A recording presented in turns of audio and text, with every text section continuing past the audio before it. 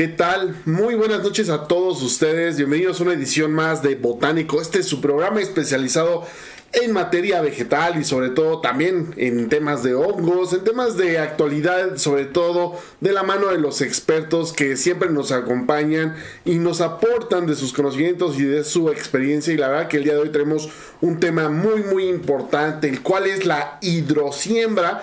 Sobre todo va a haber muchas preguntas, me imagino, del público acerca de conocer de qué se trata, cómo poderla aplicar y los beneficios que tiene para el cultivo de las plantas que son candidatas y sobre todo ver todos los beneficios. A nombre del Instituto Mexicano de Fauna, Flora y Sustentabilidad Social, AC, les damos la más cordial bienvenida a esta noche que estamos transmitiendo totalmente vivo desde la Ciudad de México, desde las instalaciones del instituto. Está con nosotros también la bióloga Marisol Vargas Corona, directora del Hospital y Centro de Conservación de Plantas. ¿Qué tal, Marisol? ¿Cómo estás? Muy buenas noches. Hola, Juan, muy buenas noches a todos. La verdad es que bastante entusiasmada por esta plática del día de hoy, muy interesante y además de la mano de un experto.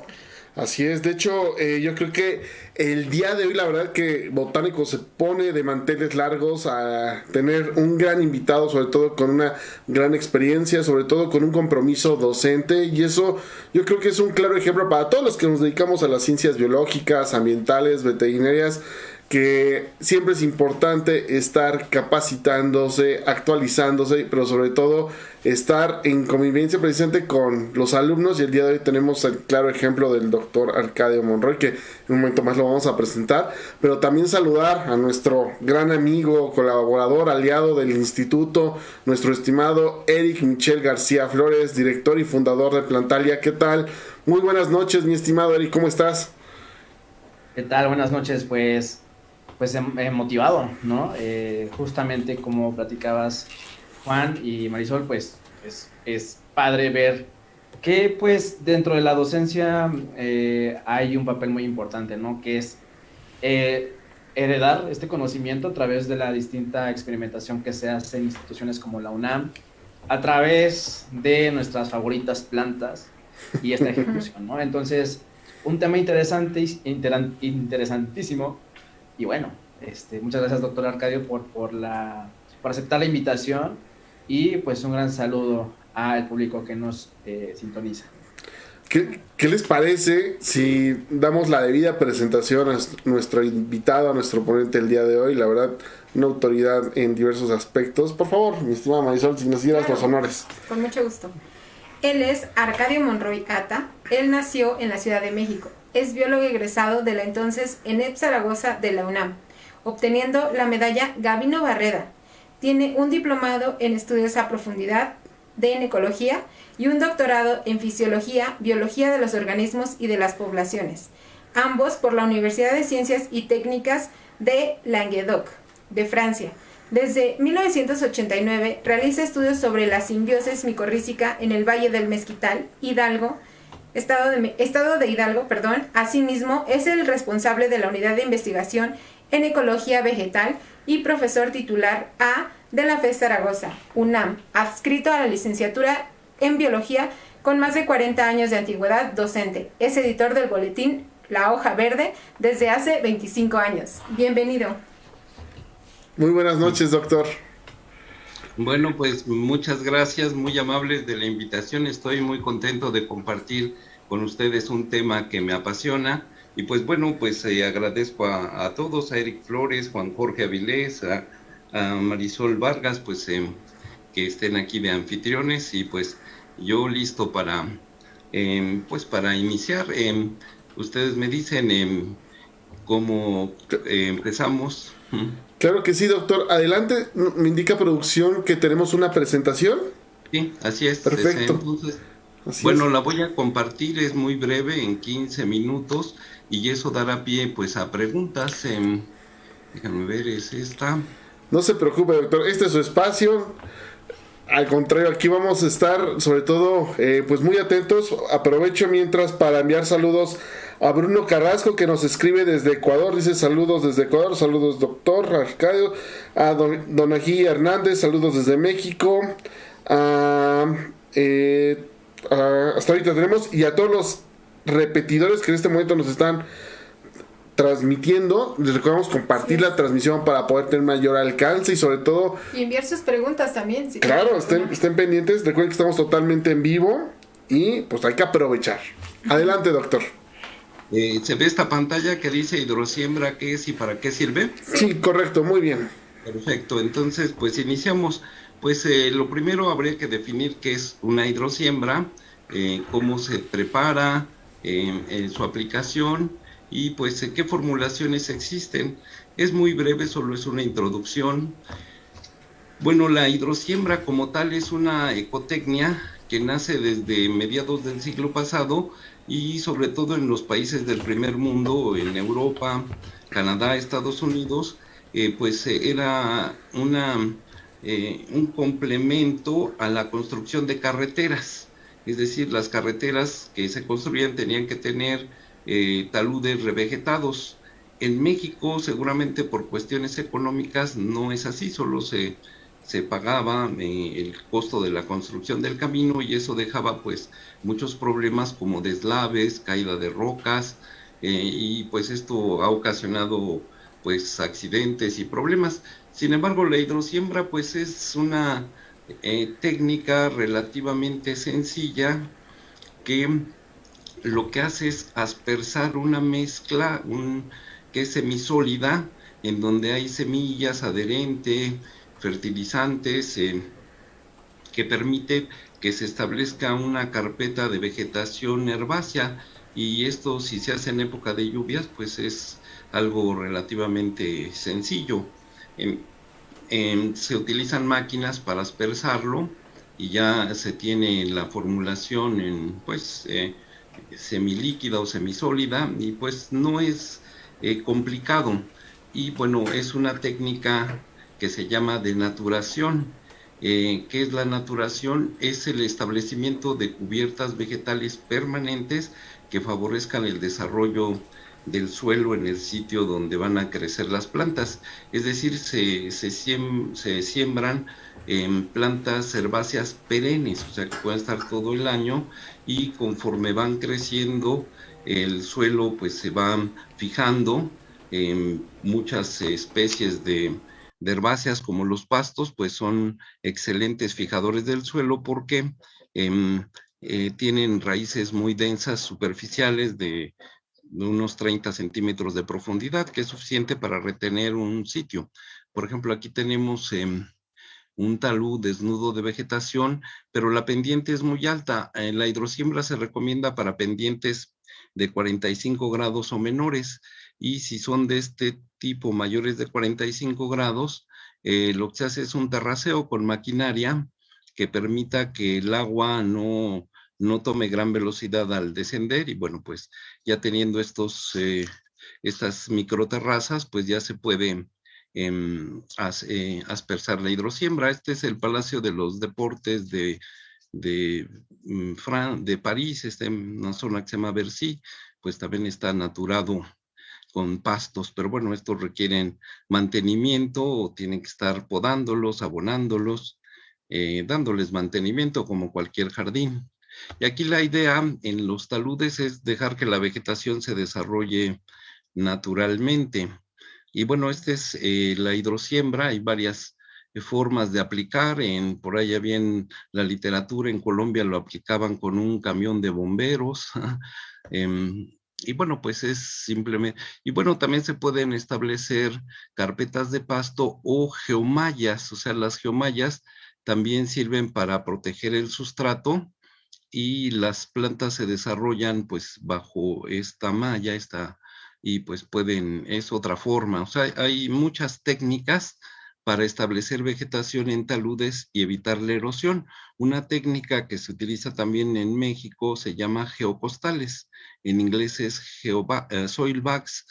¿Qué significa? Bueno, un costal, por ejemplo, de semillas, uno le pone el sustrato y le puede poner una plántula de un arbusto o incluso de un árbol, y bueno, si se establece en el lugar adecuado, con el clima adecuado, pues un arbusto puede enraizar, o no sé, un nopal, un agave, por ejemplo, que tienen buenas raíces. Entonces, pues simplemente hay técnicas que nos ayudarían a tener un mundo más verde y evitar pues problemas de erosión, deslaves, derrumbes, etcétera.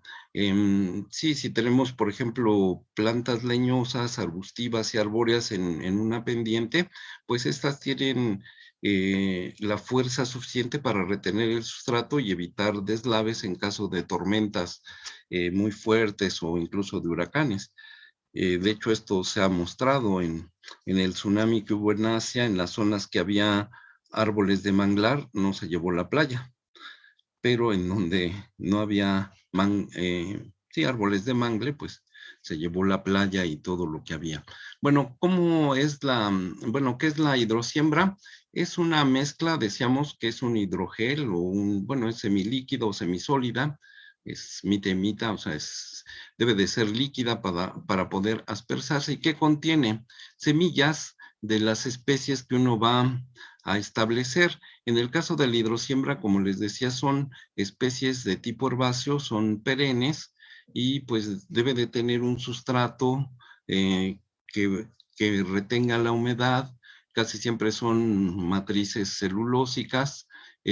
También se le puede adicionar fertilizantes químicos o si es una hidrosiembra orgánica, pues se le pone biofertilizantes que serían hongos micorrízicos y bacterias que fijan el nitrógeno de la atmósfera, bacterias fijadoras de nitrógeno de vida libre. Una especie que es cosmopolita es Azospirillum brasilense y es la más comercial.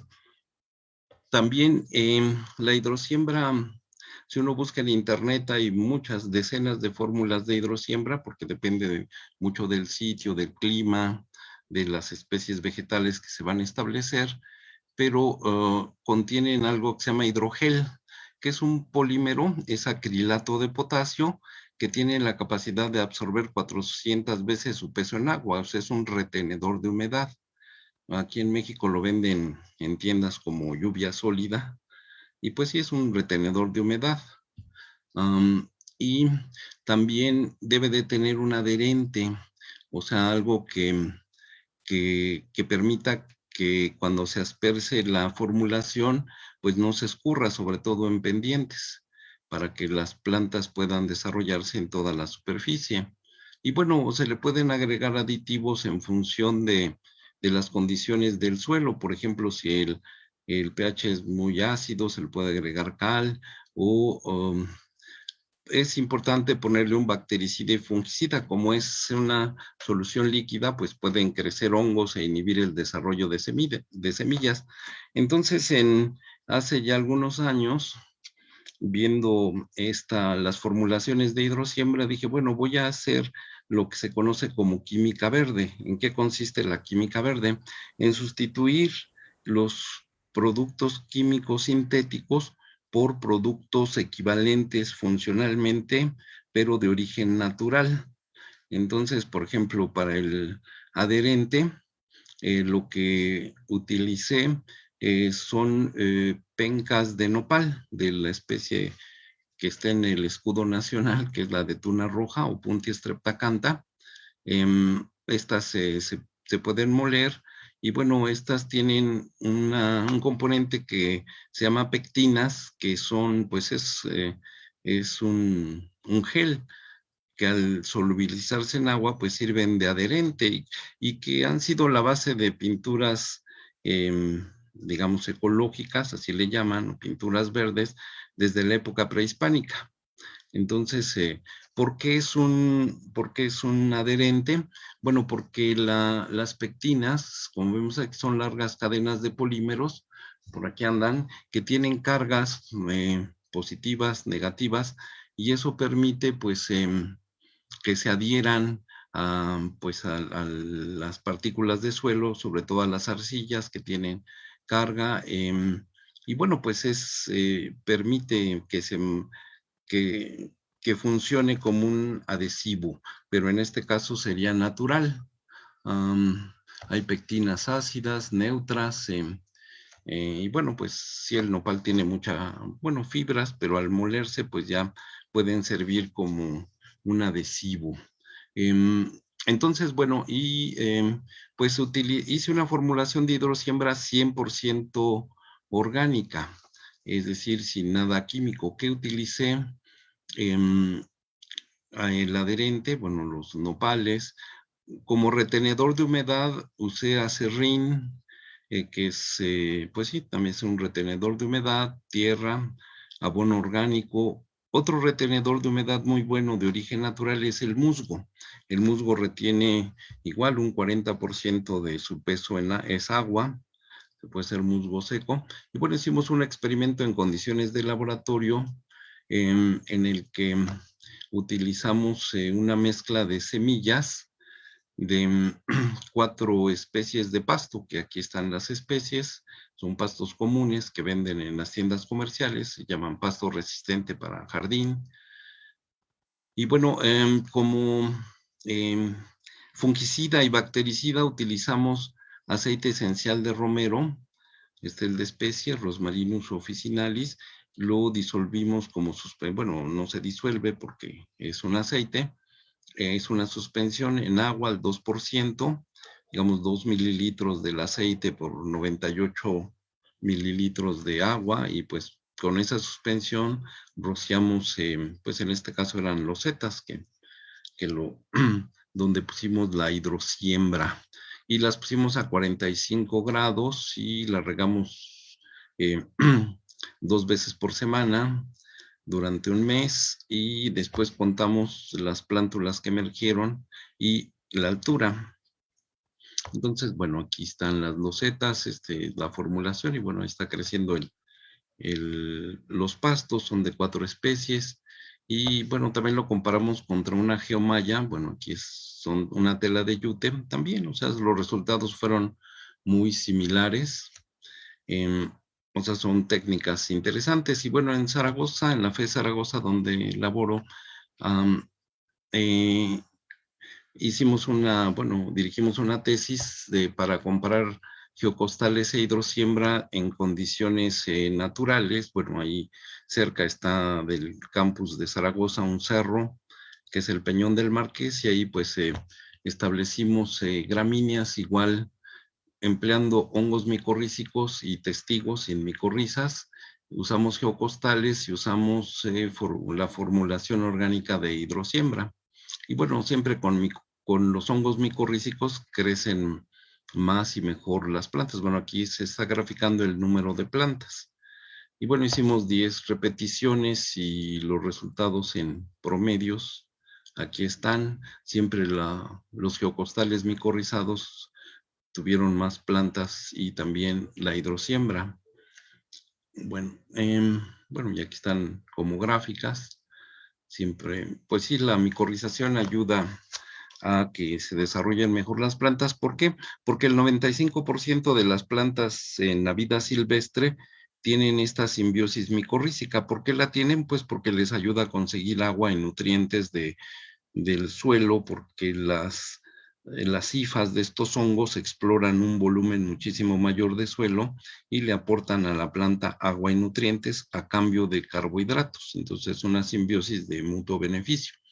Entonces, bueno, la hidrosiembra pues no es complicada, o sea, ya teniendo una formulación se pueden hacer decenas de litros o cientos de litros y aspersar en donde pues uno tiene que preparar el terreno, ¿no? Si el sustrato está muy suelto, pues no va a servir, ¿verdad? Aquí, no sé, depende del tipo de suelo. Si es arcilloso, pues forma costras, no se desprende tan fácilmente. Entonces, pues sí, ¿por qué es importante revegetar sitios desnudos de vegetación? Bueno, porque las plantas absorben CO2, generan oxígeno y son mitigadoras ante el cambio climático. Uno de los problemas es que ya no tenemos tantos sumideros de CO2 por la deforestación, por la destrucción de áreas de flora y fauna silvestre, y también, para su información, un gran reservorio de carbono es el suelo, por toda la materia orgánica que tiene, toda la biota edáfica, la biomasa de las mismas raíces, y bueno, pues También los hongos micorrízicos contribuyen a ser almacén de carbono en el suelo porque las hifas, que son tubitos de 10 micras de diámetro, una centésima de milímetro, están recubiertas de una glucoproteína que se llama glomalina, y bueno, es un reservorio de carbono y pues tienen gran extensión estas micorrizas. Entonces, bueno, entonces aquí en la ciudad, en la Ciudad de México y en gran parte del país, cuando uno viaja por carretera, pues ve muchos taludes desnudos. Entonces la pregunta sería, ¿a quién le corresponde naturar esos taludes? Esa pregunta se la podemos hacer al público, pero bueno, como sería un poco difícil, bueno, pues la respuesta pues sería a todos en realidad. Alguien podría decir pues a los dueños, pero bueno, algunos terrenos son federales, sobre todo en las carreteras. Entonces me permití sacar un artículo del 78 de la Ley General del Equilibrio Ecológico y la Protección al Ambiente, porque tiene muchas implicaciones que si las personas interesadas en la naturaleza lo conocieran, pienso que podrían cambiar las cosas. ¿Qué dice este artículo? Aquí está su ubicación, título segundo, sección cuarta, capítulo 2, que se llama zonas de restauración. Dicen, aquellas áreas que presenten procesos de degradación o desertificación o graves desequilibrios ecológicos, la Secretaría, que es la Semarnat, deberá formular y ejecutar programas de restauración ecológica con el propósito de que se lleven a cabo las acciones necesarias para la recuperación y restablecimiento de las condiciones que propicien la evolución y continuidad de los procesos naturales que en ella se desarrollan. Está increíblemente bien redactado, pero bueno, propiciar la evolución, bueno, está muy bien, pero bueno, y dicen la formulación, ejecución y seguimiento de dichos programas, la Secretaría deberá promover la participación de los propietarios, poseedores, organizaciones sociales, públicas o privadas, pueblos indígenas, gobiernos locales y demás personas interesadas. O sea, tiene que hacerse de manera conjunta, pues entre propietarios y sociedad y gobierno.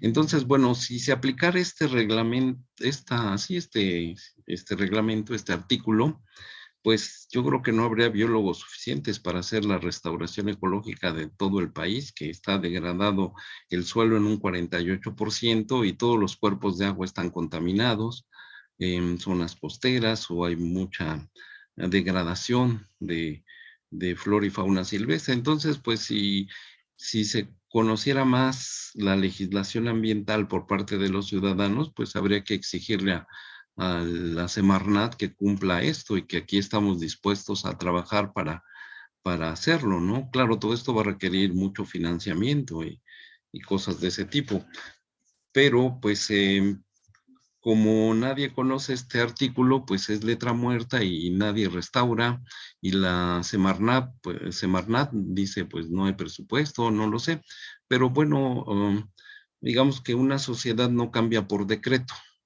sino que cambia porque la presión social hace que los gobernantes, las autoridades, pues resuelvan problemas a los que están obligados. Aquí lo dice claramente la ley, está textual, está entrecomillado todo el artículo. Entonces, pues sí, esto daría muchísimo trabajo a los biólogos y estaríamos haciendo algo útil por la naturaleza, que es curar sus cicatrices, curar sus heridas. Entonces, bueno, ya para concluir, pues sí, la hidrosiembra es un sistema rápido, limpio, ecológico, se pueden cubrir extensas zonas en poco tiempo y con un resultado prácticamente asegurado.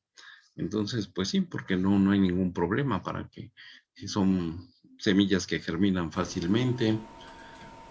Y bueno, en la mayoría de las obras importantes, la hidrosiembra debería de ser una obligación. Pues sí, simplemente que haya pasto, con eso ya es suficiente para evitar la erosión.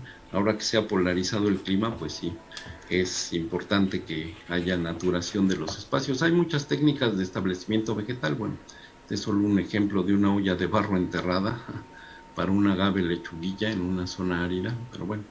Entonces, bueno, esto sería La presentación, voy a dejar de compartir esta pantalla. Bueno, perfecto. Entonces, bueno, pues me gustaría escuchar preguntas o comentarios, o pues ya la hidrosiembra es una naturación pues de taludes esencialmente, y no es complicada, y las fórmulas tienen que adecuarse a cada sitio, a cada clima, a cada tipo de suelo, usar las especies vegetales adecuadas. Una regla de los restauradores ecológicos es utilizar tanto plantas nativas como inóculos nativos, porque lo mejor son los que mejor se han desarrollado, han funcionado en un ambiente. Pues traer inóculos o semillas de otros lados puede ser complicado. Totalmente de acuerdo, doctor Arcadio. En verdad que la presentación nos deja muy en claro sobre qué es y sobre los beneficios que podemos obtener, ¿no? Claro, estos beneficios relacionados a la naturación de espacios que pues ya carecían de esta cubierta vegetal, y los servicios ecosistémicos que brinda otra vez volver a reactivar estas áreas con base a esta tecnología, y sobre todo saber que lo podemos hacer de diferentes formas, que hay diferentes materiales.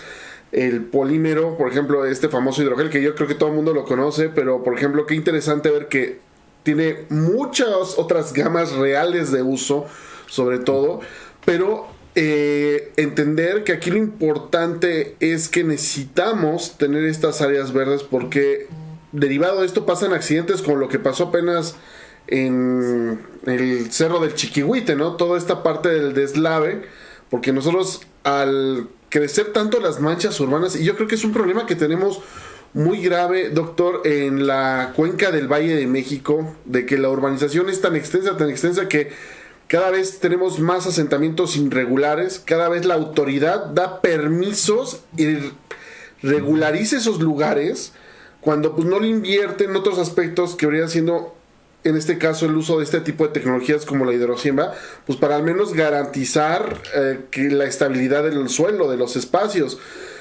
Se me ocurre que sería importantísimo que no solamente estuviera en algunas normativas de la Semarnat, sino también inclusive en normativas del ordenamiento ecológico territorial, para poder organizar desde un origen y asignar los presupuestos para poder, pues de una forma, prever, ¿no?, diversos desastres. Y esto es algo muy importante.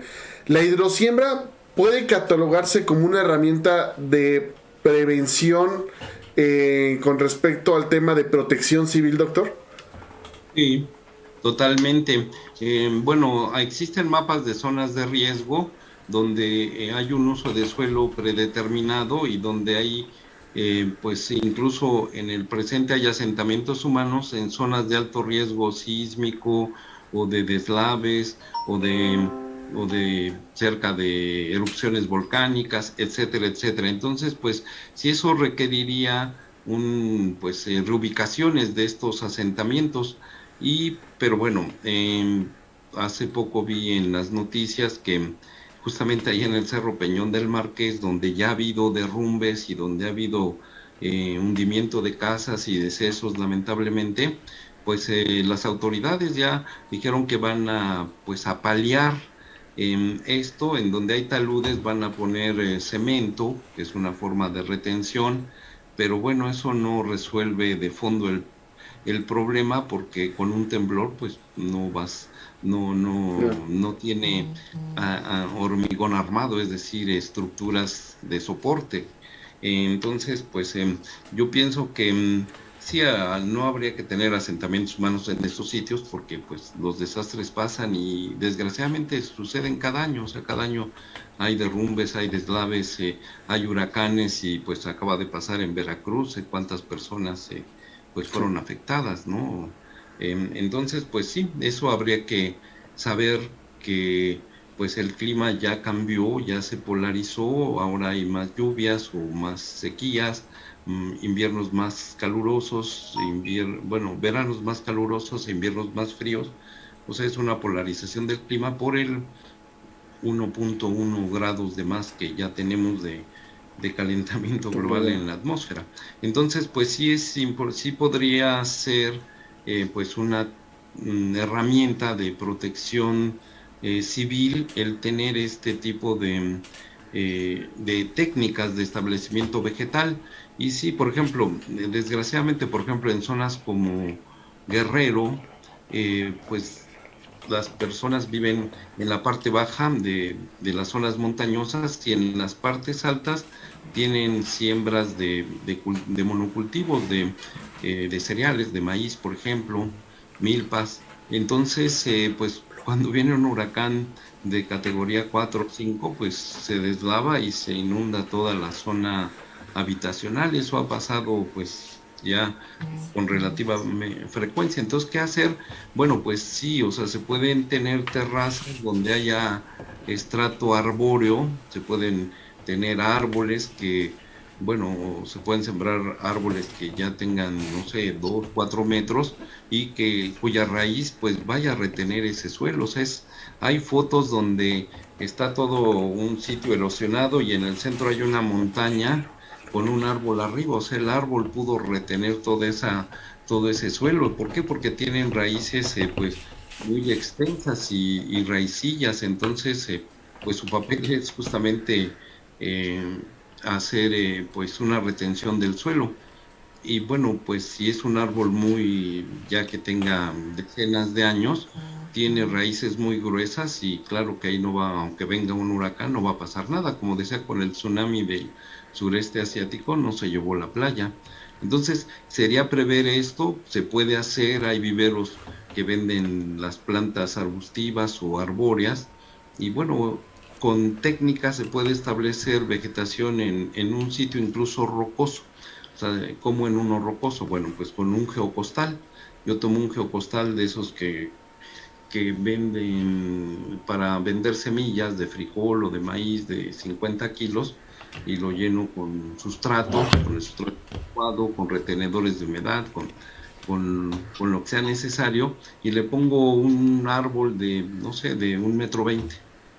Entonces, bueno, el árbol va a hacer su trabajo. Bueno, si le damos condiciones, hay varias técnicas para que pudieran enraizar incluso en rocas. O sea, los cactus son geniales para perforar rocas. Entonces, hay cactus que se establecen sobre rocas. O sea, habría manera de ir anclándose sobre rocas. Entonces, pues, ¿qué es lo que habría que hacer? Simplemente, bueno, los biólogos creo que tienen conocimiento de establecimiento vegetal, de las especies adecuadas para el clima, para el tipo de sustrato, o para acondicionarlo. Y hay múltiples técnicas de establecimiento vegetal. O sea, eso es algo pues milenario, ¿no? Desde que se descubrió la agricultura, pues uno sabe cómo establecer plantas de interés, árboles frutales, o aquí en México magueyes, nopales, que son importantes en nuestra cultura. Entonces sí, sí habría que tener más vegetación, sí, un mundo más verde, sí. Esa es la base de, pues, de la productividad. Y las plantas son el hábitat de muchas especies de fauna. Vienen polinizadores, vienen dispersores de semillas, vienen herbívoros, y las plantas no crecen solas. Habría que apostarle a sembrar un mosaico vegetal, es decir, un conjunto de especies que ya están asociadas. Entonces, y bueno, la misma naturaleza nos enseña qué mosaicos vegetales son los adecuados en cada hábitat, en cada espacio. Así es. Sí, Sí, pues sí, sí, perdón. adelante. De hecho, ya tenemos varias preguntas. Sí. Ahorita Marisol va a leer unas, y también mi estimado Eric, para que también igual haga lectura de las preguntas de Don María Hernández y Peter JMZ. Pero adelante, Marisol. Así es, doctor. La verdad es que es muy interesante, y justo Sandra R. González nos dice lo mismo. Es muy interesante. Linda Carter dice, sería interesante hacer naturación con especies nativas de México. Saludos al doctor Arcadio Monroy. Y también tenemos una pregunta interesante de el ingeniero en agroecología Pedro Nájera desde San Luis Potosí, y él nos menciona, ¿para erosión laminar la recomienda o es más efectiva para la erosión en cárcavas?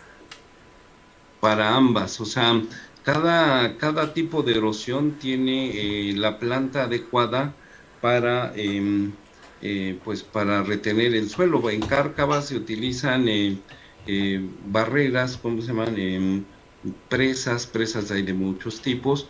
para detener el suelo y bueno, a veces se usan geocostales justamente en la parte superior, en la parte baja, pues para tener vegetación y que se retenga el suelo. Y para la erosión laminar, pues es mejor tener terraceo o microterraceo, porque también ahí depende de la pendiente y de la textura del suelo.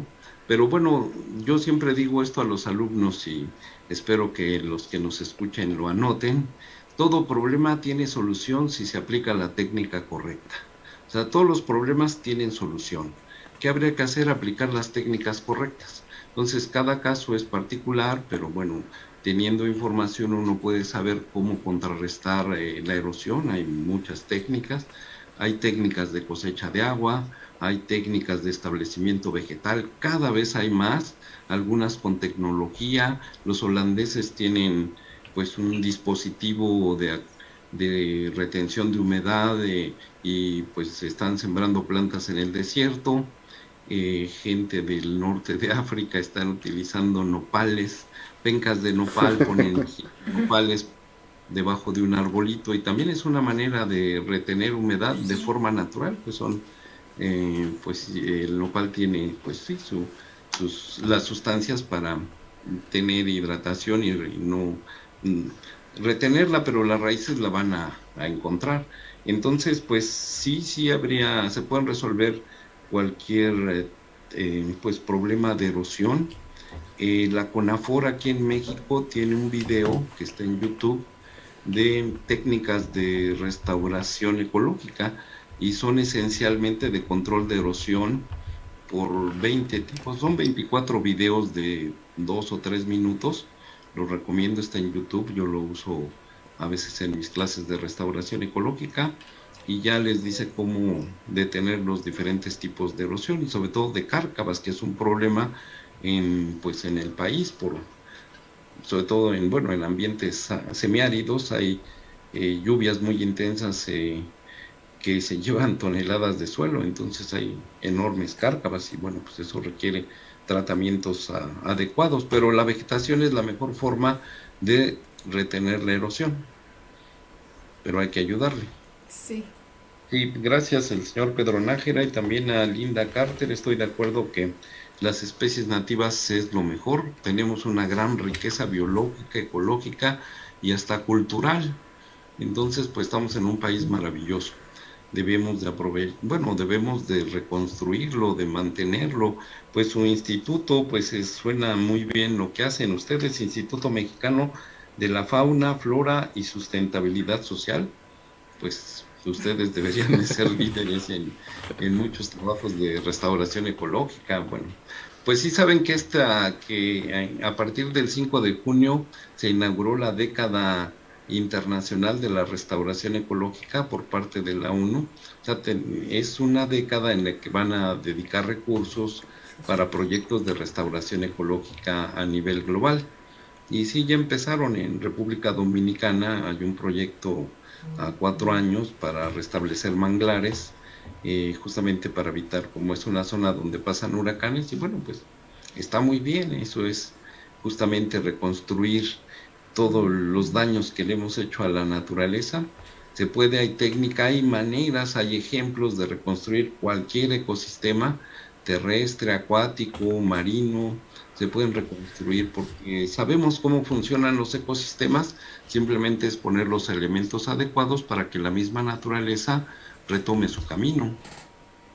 Así es, y justamente ahorita que hablamos de la restauración ecológica, la palabra ecotecnia comúnmente nos suena seguramente a una regadera ahorradora de agua, Sí. a un calentador solar, A una estufa de aluminio.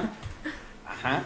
Y justo, ¿no? Qué padre que incluso en la parte de infraestructura, de comunicaciones y transportes, pues se tenga considerada esta ecotecnia para, pues, justamente evitar estos daños, brindar este equilibrio que incluso también la palabra naturación, en las ciudades comúnmente estamos refiriéndonos a azoteas verdes, a jardines verticales, pero vaya, qué interesante que en las carreteras, que para los biólogos seguramente es el sinónimo de prácticas de campo, pero que también corresponde a esta comunicación y de carreteras y transporte. Y qué padre que estas ecotécnicas, la naturación también se lleve a cabo en este tipo de construcciones, que seguramente carreteras, como hemos visto en los últimos años, se han desarrollado bastantes, y que su aplicación tenga la tecnología, la ciencia, la biodiversidad mexicana, la aplicación científica meramente hecha en México, en la UNAM, y que se aplique en esta forma de ecotecnia.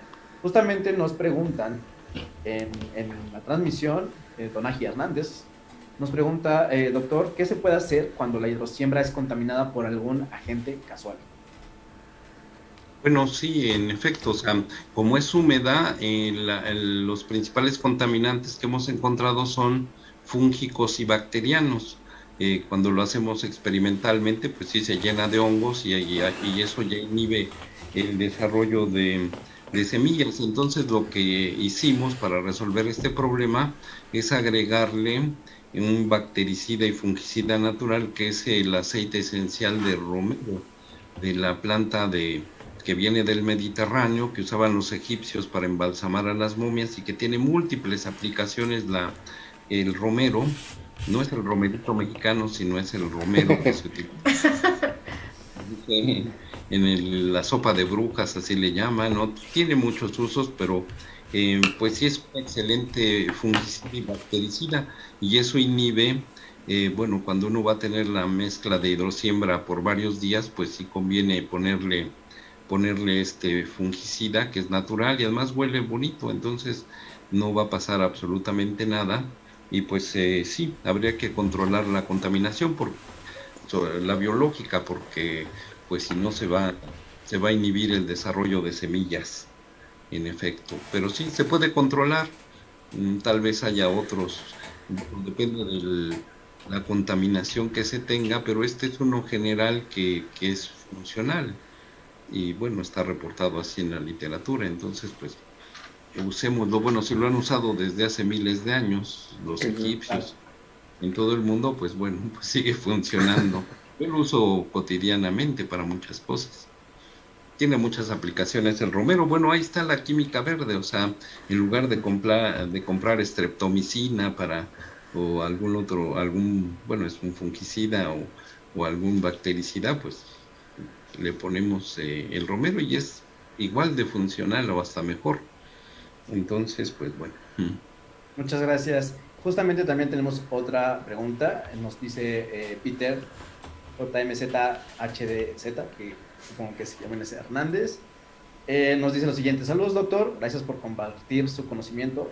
Mi pregunta es, de seguir en esta tendencia del incremento en las temperaturas, ¿qué fenómenos meteorológicos nos esperan? Bueno, pues sí, ese es un problema que estamos viviendo cotidianamente, Peter, y bueno, pues sí ya está pasando, o sea, no es algo hipotético. Hay dos fenómenos que nos afectan. Uno, está incrementándose el nivel del mar. Por ejemplo, en la península de Yucatán ya se comió 20 metros de playa, y islas del Pacífico, algunas ya quedaron bajo el agua, y los habitantes pidieron asilo en Australia. O sea, está aumentando milímetros cada año el nivel del mar por los deshielos que hay de glaciares y de los polos. Y también, bueno, ese es un problema. Otro que es más grave y que deriva del calentamiento global es que los veranos son más calurosos, bueno, normalmente, y eso pasó, no sé, hace poco en Washington, en Columbia Británica, en Canadá, temperaturas de arriba de 40 grados. Entonces, ¿qué pasa? Las personas de la tercera edad, digamos, ya no tienen la misma potencia en su sistema circulatorio, es decir, en el corazón, sobre todo si está débil por alguna razón. Entonces ya no pueden termorregular efectivamente y pueden colapsar. De hecho, eso pasa. O sea, las oleadas de calor en Europa o en muchos sitios, lo que generaron son decenas o centenas de muertos, sobre todo de personas de la tercera edad. ¿Qué se recomienda hacer ante este calentamiento global? Bueno, primero, hidratarse bien, para que, digamos, que la sangre no se vuelva espesa y el corazón tenga que trabajar más. Y segundo, pues no estar asoleándose, estar en sitios pues sombreados, para evitar pues que uno pierda hidratación rápidamente. Entonces, pues sí, eso es un problema de salud pública que ha sido, pues sí, ya ha sido mostrado en diferentes sitios y en diferentes años, pero sí ha pasado. En 2005, que fue un año muy caliente, hubo oleadas de calor en Europa, en el sur de Europa, en España, en Italia, en Francia, y centenares de muertos, por ahí están los datos. Y no había ni siquiera servicios funerarios suficientes, los metieron en congeladores y les dieron un número para que esperaran el servicio funerario. Entonces sí es grave, o sea, y bueno, sí es importante pues, hidratarse. Pero bueno, también, o sea, todo tiene pros y contras. O sea, yo recomiendo que uno tome 5 minutos al día de sol. ¿Por qué? Porque eso ayuda, o sea, es importante en nuestra fisiología para la vitamina D. Y bueno, pues para muchas causas, muchas razones. Un poco de sol, sí, 5 minutos es lo que yo hago y lo que yo recomiendo, pero sí, ya si uno le exagera, pues puede haber otros problemas y eso es parte del calentamiento global. Sí, bueno, habría más, pero esos dos son importantes, la salud humana y pues el nivel del mar que está aumentando. Gracias, señor Peter, y también don Ají Hernández, la pregunta anterior de cómo combatir la contaminación biológica en la hidrosiembra. Muchísimas gracias, doctor. ¿Alguna otra pregunta, duda, comentario, opinión? Es bueno la discusión, así se aprende. Hasta el momento no hay otra pregunta del público, pero a mí me gustaría añadir que se me hace bastante interesante el hecho de que esta ecotecnia, como bien lo menciona usted, doctor, tenga tantas alternativas que pueden llegar a ser orgánicas o naturales. Y que, pues, por ejemplo, con el nopal, que es una planta que crece muchísimo en nuestro país, pues pueda realizarse este tipo de siembra, que la verdad me parece una excelente alternativa y más, como lo mencionaba Eric, para, pues, por ejemplo, las carreteras, ¿no? Que de repente hay deslaves bastante frecuentes y que llega a haber muchos problemas con los autos, a veces se cierra completamente y ya no hay paso para algunos lugares. Entonces, a mí me parece como que bastante incoherente, ¿no? Que hasta la fecha no se hagan este tipo de cosas y se quede solamente como que en una malla geotextil que están poniendo ahí para retener las rocas y no van más allá, ¿no? O sea, ¿cómo es posible que no piensen en que es necesaria una vegetación ahí para sostener el suelo? Y como lo mencionaba en su trabajo, doctor, digo, todos los que alguna vez o accidentalmente, no es necesario ser biólogo botánico, para alguna vez haber tirado un nopal en un sustrato y que automáticamente a través de las areolas se empiece a generar raíces, y estos cladóleos son tan promiscuos que prácticamente, si está usted en México, pues va a crecer el nopal muy feliz, ¿no? Sobre todo en las zonas del norte, en la zona central. Y yo creo que es un buen punto, ¿no? Como la naturaleza ya nos tiene las soluciones para muchos de los problemas, como bien lo indica, doctor, que hay que analizar a profundidad el problema y tener la técnica adecuada para solucionarlo. Y bueno, también es un llamado a las autoridades, si hay expertise, si hay experiencia por parte de la academia, por parte de usted y su grupo, que pues se ha dedicado pues no solamente a la docencia, sino a realizar diversos trabajos. Y todo algo muy importante que la verdad es importante destacar, el uso de las micorrizas, el tema de estamos hablando aquí también de restauración de los ecosistemas a un nivel no solamente de plantas de suelo, sino también con todo lo que implican, ¿no? Estos hongos que cada vez se están estudiando cada vez más y cada vez vemos relaciones tan complejas que suenan de ciencia ficción, pero que están presentes y que es una oportunidad, ¿no? Yo creo que es importante hacer uso de los conocimientos que el día de hoy nos brinda toda la naturaleza. Y simplemente respetar este equilibrio ecológico. Yo creo que también es un mensaje. De hecho lo discutíamos en la mañana, doctor, de que desafortunadamente ahorita la gente está muy acostumbrada a tener soluciones muy pragmáticas, por ejemplo en el caso del uso de los agroquímicos, que son para uso a gran escala, lo quieren aplicar en su jardín, lo quieren aplicar en su invernadero y bueno, tiene una repercusión en el ecosistema.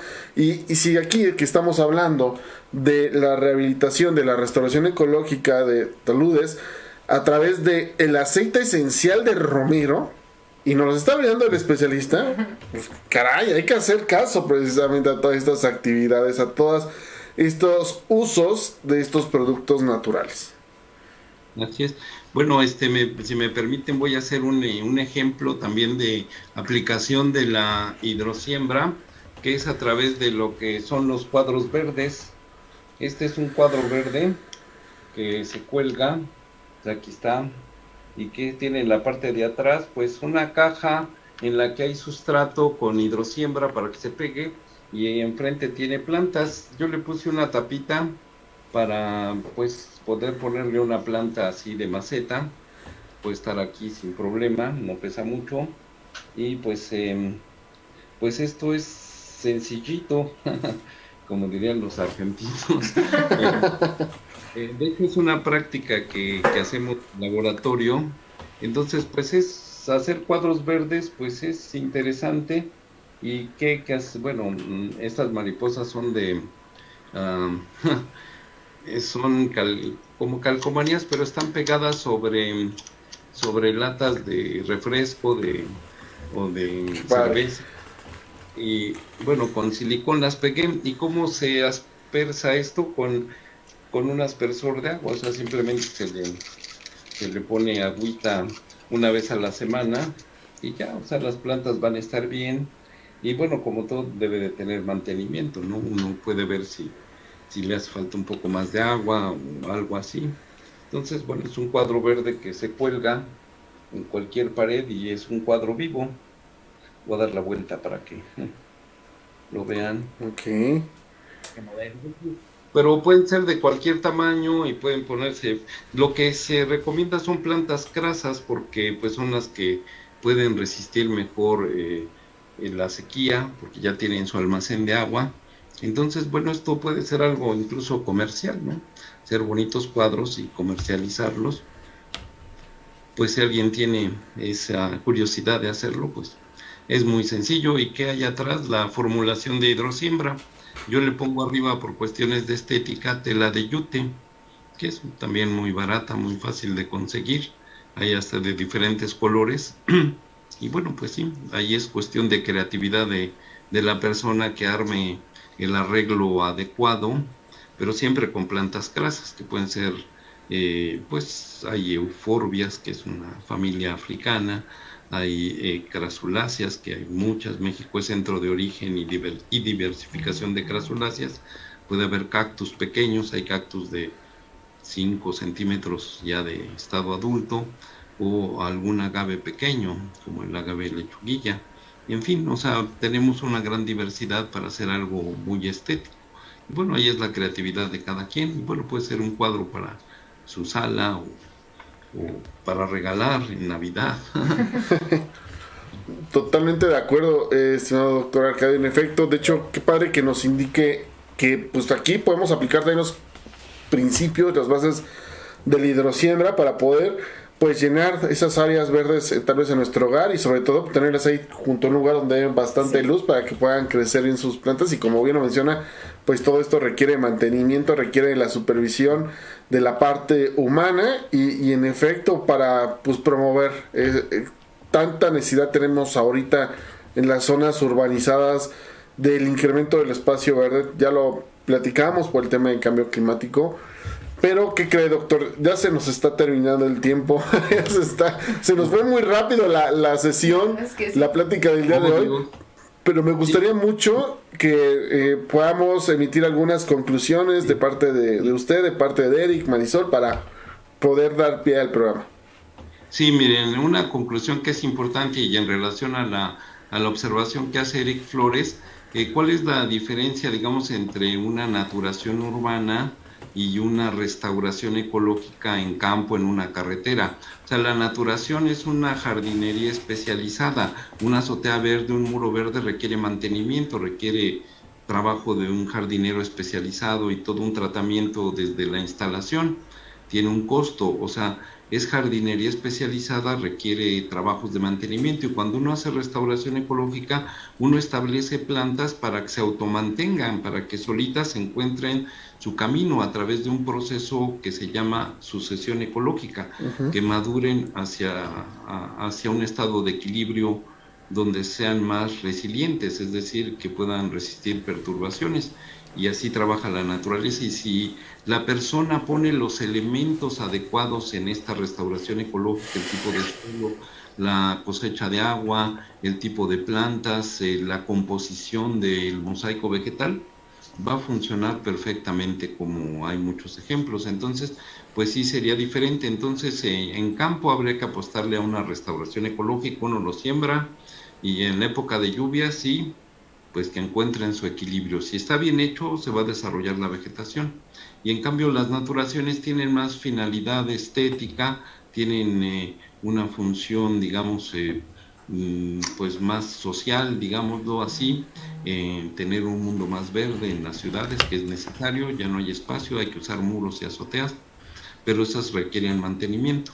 Pero bueno, también es cierto que si usamos para la naturación plantas ya muy resistentes como las plantas crasas, el mantenimiento es mínimo. Y de hecho, hay naturaciones aquí en la Ciudad de México que son de cero riego, que se establecen lo que se llama jardines xerófitos, o sea que solo viven con la lluvia, y que eso se está promoviendo incluso desde la UNAM, sustituir jardines de pasto que requieren mantenimiento y riego y cosas así, pues son bonitos, pero pues ya no hay suficiente agua. Entonces tener pues una combinación de jardines xerófitos de cero riego y de bajo mantenimiento, pero sí requieren mantenimiento de todas maneras, por muchas razones.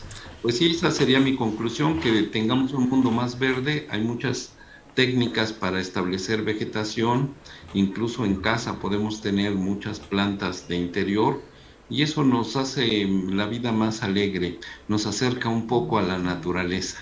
Es como tener un gato y acariciarlo pues cotidianamente, pues es agradable, ¿no? Sí, pues sería mi conclusión: tengamos un mundo más verde. Y pues bueno, me da mucho gusto conocer su instituto, me da pues la impresión de que están trabajando en el sentido correcto, y bueno, hacer este tipo de charlas pues pienso que difunde a un público mayor una ecotecnia que no es muy conocida, no la aplican tanto, no sé por qué. No sé, hay compañías que lo hacen, pero no es así como que muy popular. Incluso le pregunto a los biólogos qué es la hidrosiembra y no me lo saben decir así antes de dar la definición. Creo que justo va de la mano este objetivo de este espacio, y que es también mi conclusión, y es que hay que también acercarnos a la parte científica. Siempre lo hemos mencionado aquí varias veces, y es qué se hace dentro de la ciencia para aplicación en este sentido para el bienestar del ecosistema, y que a la vez y en muchos derechos de salud y de bienestar humanos está definido que tenemos derecho a un medio ambiente sano. Entonces va de la mano y está plasmada en este artículo que nos mencionaba, doctor.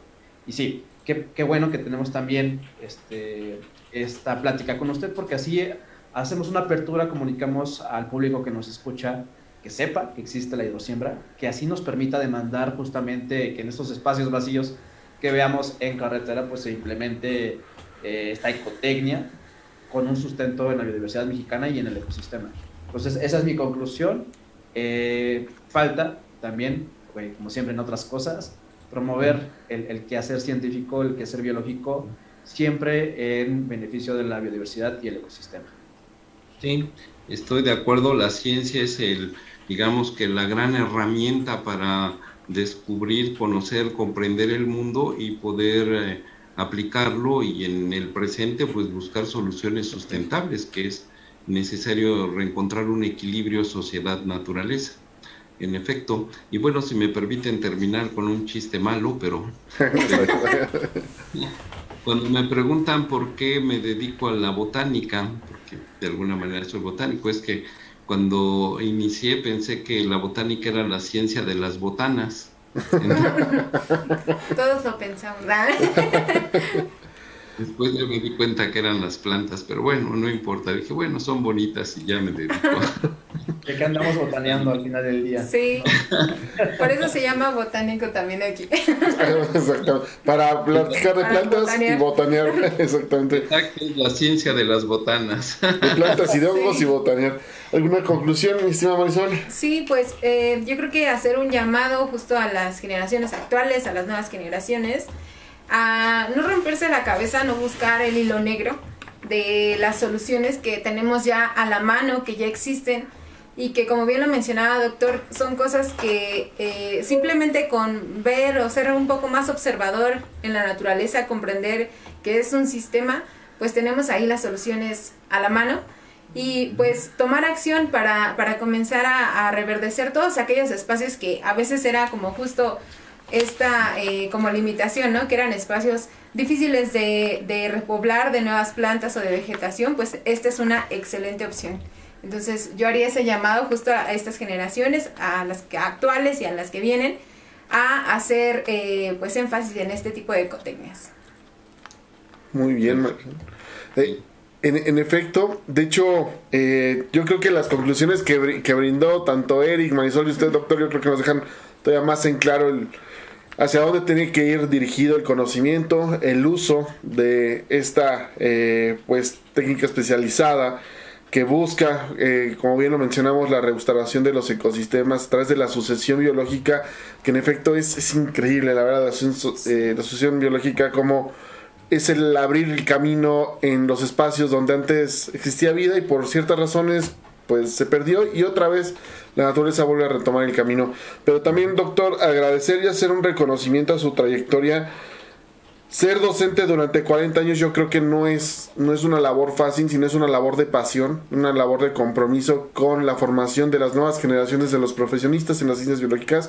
Y a nombre del Instituto Mexicano de Fauna y Flora Estado Social AC, a nombre de Plantalia y de todos nuestros aliados, reconocer su labor, reconocer su actividad, porque usted pues ha formado a muchas generaciones, ha inspirado a muchos profesionistas a velar por el bienestar vegetal, por los ecosistemas, y yo creo que eso es lo que debemos de seguir, y también quedarnos con esta parte, con este legado que nos está brindando, de también seguir capacitando y seguir dando esta batuta y esta estafeta del conocimiento, que es muy importante, que hay que compartirlo, hay que apasionarse, y como usted lo mencionó, siempre es importante esta parte de envolvernos en lo que nos gusta y hacerlo parte de nuestra día. En verdad que agradecemos mucho el haber estado aquí en el programa, y pues sobre todo lo que nos platicó fuera de cámaras, que usted sigue dando clases a distancia por el tema ahorita de la pandemia y actualizándose, y yo creo que eso es algo que nos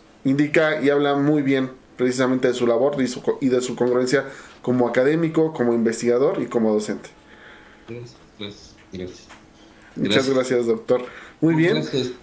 Mi vocación es ser profesor, sí, lo tengo muy claro, y un profesor debe de capacitarse continuamente y entender completamente aquello que va a explicar.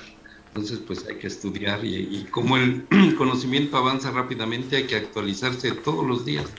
Pero bueno, también percibo en ustedes ese amor por la naturaleza, esa pasión por la biología, ese gusto por comunicar el conocimiento científico. Eso, pues, eso muestra un amor a la naturaleza y a compartir, y pues mi experiencia me lleva a que los que evolucionan son los que forman simbiosis, entonces, o que cooperan entre ellos, se complementan. Entonces ustedes son como AC, pues son una simbiosis de personas convergentes en los mismos objetivos, y bueno, eso está muy bien, van en un buen camino evolutivo, y bueno, pues ir aprendiendo todos los días. Y pues nuevamente agradezco sinceramente sus palabras y la invitación, porque también me gusta mucho charlar así en pláticas abiertas con el público. Es muy bueno.